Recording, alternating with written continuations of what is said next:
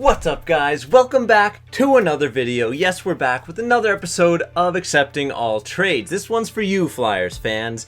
Now, I gotta apologize right off the bat. I actually don't have a single piece of Flyers merch. No jerseys, no t-shirts, no hats, no nothing. Maybe I should set up a P.O. box so that you guys can send me some Flyers stuff and other NHL stuff in general. Hit the poll, let me know. Anyways, guys, of course, this episode, we are taking control of the Philadelphia Flyers.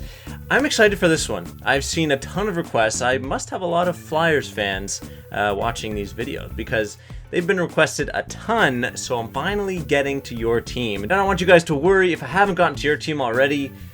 I'll get to it eventually, okay? It's just a matter of priority. If you really want to see your team next, be sure to leave in the comments below and get people to like it so I know which one you guys want to see the most. I don't really follow the team too closely in real life, but I mean, I know the team's got a lot of good young prospects, especially in defense and in net.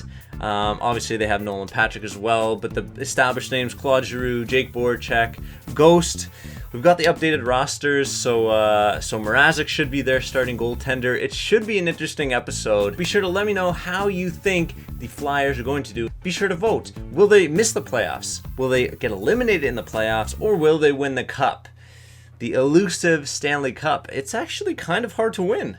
Alright guys, so we're back here with the trade block. It looks the exact same as all the other episodes. This is officially the last time I will tell you how the trade block works, okay? The logic behind it.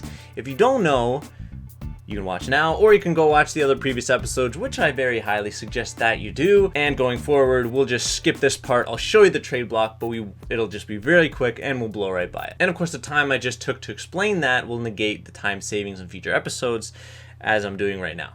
Okay, we're going to stop. Let's go. Top 3 trade value players and or picks. In this case, it's all forwards. Voracek, Giroux, and Nolan Patrick. I doubt these two will get picked up, but maybe Patrick will. Surplus is literally everything and everything players and picks we can get rid of. But wants, we only want roster players on our team right now. So less than 35 years of age, above 78 overall.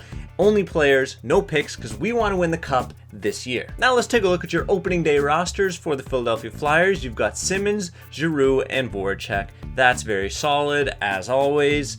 Michael Raffl, Sean Couturier, and Filppula. So besides a center and not very good winger situation they got going on, Scott Lawton, Travis Konechny, and Dale Weiss. So again, they're hurting with their depth, and definitely Taylor Lyer, Yori Laterra, 76 overall.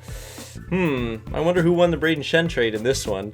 And Nolan Patrick, of course. And then on defense, you got a bunch of young guys up top, which is actually nice to see. Usually it's the vets. So we got Ghost with Provorov, the top 2. Brandon Manning with Radko Gudas. And Andy McDonald is still playing. He's not even that old. It just seems like he's been around forever, with the great Swede Johnny Oduya. And in nets, I'll put up your new pickup, Peter Mrazek to start, Brian Elliott. They'll probably share half the games this season since they're the same overall. No, not a real game changer in there, but you know, goalies really don't seem to matter in franchise mode. At least throughout the Sims, I've had great goalies and still no cup to show for it. But without further ado, let's go through the first 2 months. Let's get some trades rolling in. Let's see this team evolve over the course of the season and hopefully get a decent amount of wins. Okay, so not even a month in and we have our first trade. So that's a good sign of things to come. Montreal is giving up Jeff Petrie once again. I think that's at least 2 episodes in a row. We lose Michael Raffl and a second round pick, which we don't really care about. So if I were to guess how likely it was that this trade alone would turn our season around, I'd say it'd be about as likely as me winning a raffle. Okay, I'll leave. Oh, shut up with the cringe jokes and take the trade. Oh my god, and right after, we get Jordan Staal. Ooh, okay, that's actually quite a big trade. I didn't really register that until now. Ratcliffe, don't know ya. 3rd round pick, see ya. We're getting Jordan Staal as a center. That's good center depth right there. I'm happy to take that. So let's talk standings here. Flyers, where? Oh, there they are, 8th in the Metro. They have less points than Pittsburgh has wins. Giroux is not even point per game. Only has 6 goals in 25 games. This team is hurting. Oh my goodness. Can we get 10 wins by Christmas? Just barely. Oh my god. We're so bad. We are so bad. It's crazy. 43 points, 17 wins. Pittsburgh's killing it. Same teams, I mean, no surprises there in our division. Voracek jumped ahead of Giroux in terms of points. We still don't have a point per game player though. And for the record, we've only had 2 trade offers. I think we've scared off the rest of the league. Just them seeing how bad we're performing, they don't want to touch any of our players. Wayne Simmons, so the first line hasn't changed, overalls haven't changed either. So I don't have an issue with the first line, but the rest of the team, yeah, I got an issue with. So we've got Matt Reed, Couturier, and Jordan Stahl, who's a center, really should be playing center on the third line. So I'd like to switch him with Filppula at least. So I'd go with that. Patrick, get him up on the second line. And Laterra on the third. That's about as good as I can make it. Defense hasn't really changed at all. I mean, we did get Petrie, so that helped our depth a little bit, but it's not a game changer by any means. And our goaltender, same old story. I mean, at this point, unless we go on a ridiculous tear to end the season, our playoff hopes are looking very slim. Oh my! Okay, there it is. If nothing else, the Flyers just pulled the trigger on the biggest trade in all trades accepted history. There we go. Oh my god. The New York Islanders, because we're doing so bad this year, have just traded John Tavares away and Johnny Boychuk for our first round pick, Rubtsov. No, I'm not going to try again. And Scott Lawton. So apparently John Tavares is worth a first rounder of a bottom feeder team and 2 relatively no-name prospects, let's be honest. And Johnny Boychuk. That is ridiculous. That literally just salvaged the episode. I don't care if we finish dead last. The biggest trade of the series, you've just witnessed it. Okay. Increasing our defensive depth again. We get Alexei Emelin in exchange for Matt Reed. Not too mad about that. Alright, that officially concludes the trades of this episode, and wow, it ended off with a bang for sure. So that Islanders trade, it really didn't make any sense at all, did it? I mean, the Islanders are in a wild card spot, presumably the last one. They're fighting with Carolina for that last playoff spot, and they traded away their best player. Either way, it doesn't matter. John Tavares is on our team, and we still suck. We're in last place. No hopes of making a playoff spot whatsoever. But for those of you that are interested, let's take a look at our lines with John Tavares in the lineup. So now it's Simmons, Tavares, and Voracek. Giroux's now a second line center with Couturier and Stahl. So that actually looks much better. Too little too late though. Filppula, Patrick, Weiss, Wheel, Konechny, Laterra. So that, if we could have started the year with this lineup, I would have been a lot more pleasant. Defense actually looks pretty good now. I like the amount of green sprinkled in there. Ghost has gone up in overall with Provorov still, Petrie and Boychuk, Yemelin, and Manning. And nobody wants to touch our goalies with a 20-foot stick. I think at this point, the goal for this episode has to be just to not be worse than Arizona. Okay? I don't even know how bad Arizona did when we took control of them in the series. But please, let's just not stoop that low. Alright, so NHL season's complete. Of course, we didn't make the playoffs, alright? I'm sorry, Flyers fans. But you know what? I'm pretty sure we didn't do as bad as Arizona, okay? So you can take that W with you. And yes, it is confirmed. We did better than the Coyotes. If you want to see how bad the Coyotes did, just click the button up there, okay? Just click it, just click it. The Flyers actually almost salvaged their season. We almost made a last-ditch push to the playoffs. We actually missed out only by 7 points, which is not bad. The whole Metro division was very solid. We almost finished the season above 500 in terms of just pure wins and losses. Now, something that I think is really interesting is finding out what our record was post that John Tavares trade. Now, I don't remember exactly when it was. So, hey, editing TDI, can you do some work for me? Can you find out what our record was after the John Tavares trade? I'm already editing this whole video, doing work for you in the future, and you're still asking me to do more work.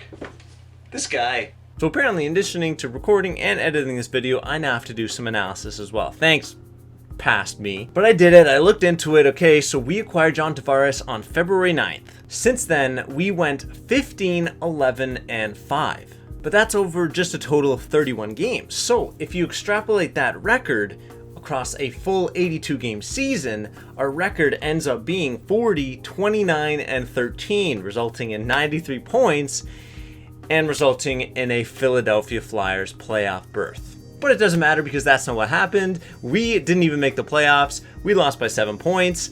John Tavares is not on your team in real life, and back to you. Okay, after that little nerd out sesh, we're looking at the stats here. So Pittsburgh finished atop of the conference with 106 points. Washington not too far behind, no surprises there. Rangers didn't need to rebuild this year. They actually made the playoffs and did very well. We, like I said, missed out only by 7 points. So yeah, sorry Philly fans. In the Atlantic, Boston 102, Tampa 101, and Toronto. So, holy, that's actually quite similar to this year. In the West, oh my god, this game is so accurate.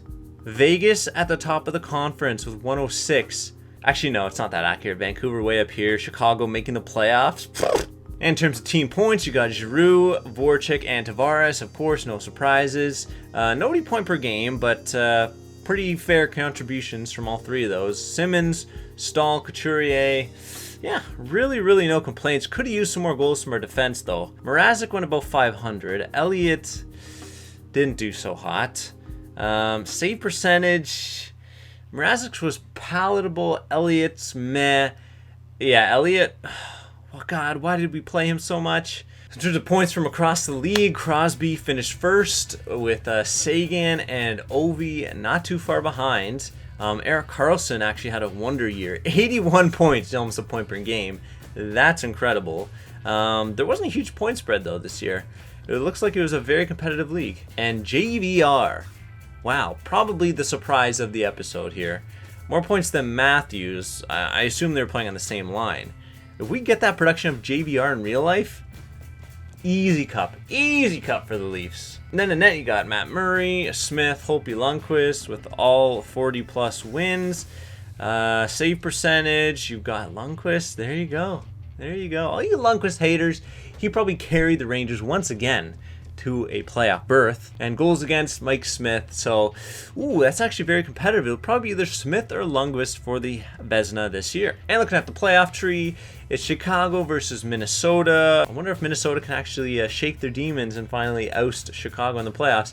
Jets, Sharks, Flames, Ducks, and Knights and Kings. That's a good royalty, feudal system clash right there. And then you got the Caps, Rangers, Pens, Islanders, Tampa, and Leafs, which very well could happen. Actually, yeah, it actually could if Boston keeps it up. And then Boston and Columbus. So obviously this episode is going to be a little bit shorter because we don't have to sim through our own playoffs. We can just sim straight to the Stanley Cup Finals and see who won. And after a little bit of editing magic, the winner is your Winnipeg Jets. I'm actually not disappointed at all to see that. Oh my God, the Penguins almost won. The Penguins almost won again. Anyways, yeah, like I mentioned before, the Wild finally beat the Blackhawks in the playoffs. The Jets had a pretty easy run through to the final. A sweep, 5 games over Minnesota, 5 games over Calgary, and then a 7-game battle against Pittsburgh to prevent the three-peat, okay? So, thank you. Finally, we see a new face winning the Stanley Cup. Winnipeg Jets, it actually could be very possible this year. Winnipeg's killing it in the season. They have the scoring power. Just a matter of whether they can, go deep. All right, my Leafers, hey, they actually did pretty good, okay? A conference final appearance, losing to the reigning Stanley Cup champions. I will take that any day as a Leafs fan. Progress. We're just talking about progress here. And last but not least, the awards, of course. Sid the Kid got the Art Ross and the Hart this time, okay? James Norris, easy Erik Karlsson. Lady Bing to Karlsson as well, okay? Calder goes to Brock Besser once again. Conn Smythe to Hellebuck, okay? The goalies are starting to get a lot of Conn Smythes. Vezina to Lundqvist, Jennings to Holtby, okay? Masterton to Zach Bogosian. Selke, ooh, Bergeron doesn't win his own trophy this time. Ryan Getzlaf takes it. Ted Lindsay, Crosby, and Maurice Richard, Ovi. I think he had a 50-plus goal season once again. The guy is unbelievable. He's on pace to do it in real life as well. Anyways, guys, thank you so much for watching. Philly fans, once again, my condolences. I'm sorry I couldn't pull out the W for you. Drop a like on the video if you've enjoyed it. Subscribe for more. And until next one, I'll see you guys then.